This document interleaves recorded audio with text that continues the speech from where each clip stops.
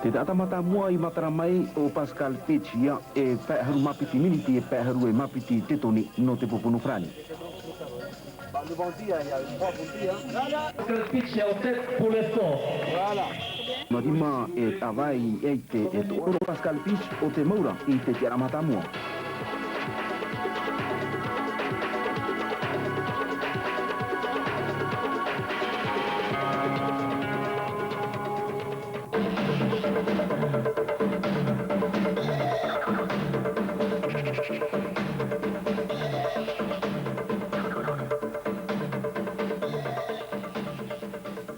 Il a fait un temps, un mauvais temps quoi, depuis 4 jours.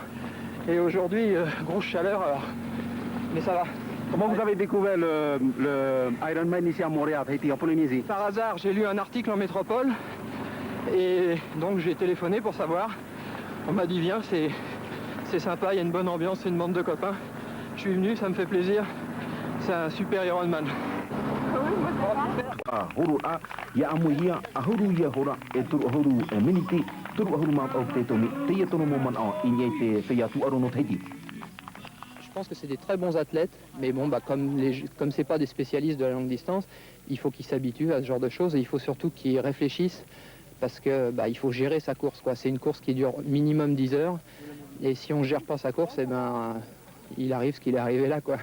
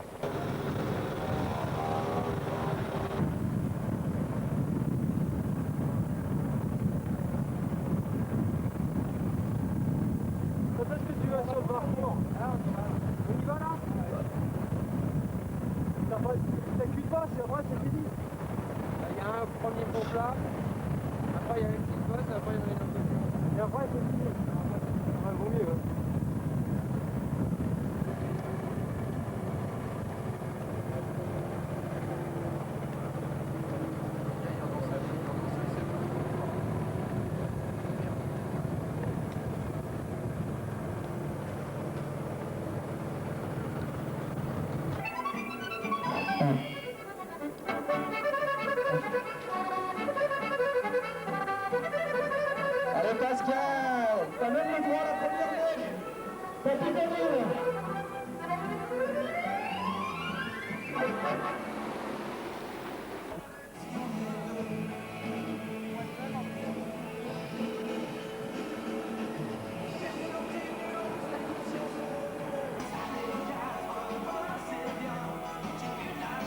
Pascal, tu pourras arriver en passant sur l'écran pour refaire ce que tu as pulvérisé en natation. Salut.